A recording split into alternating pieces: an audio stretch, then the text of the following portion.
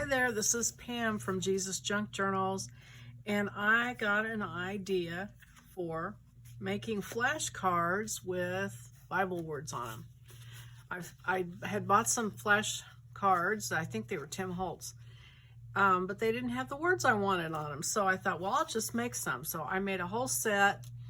There are large, medium, and small, and here's what they look like. Now, I'm including a set of colored, in other words, they've got this yellowed background to make them look old, to print in color, or I'm going to also make actually a whole set of ink saving ones that will print just the black. So if you print them on ivory paper or cream colored paper, you should probably get something real similar to that. And here's some that I've cut out and ink the edges of.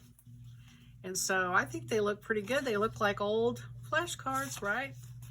But with words that we might appreciate. So there's the big ones. Here's the medium ones. And here's the small ones. So I hope you like them, and they are out on Etsy right now. I think, I can't remember now the total. I think there was 143 total, if I'm not mistaken, to cards.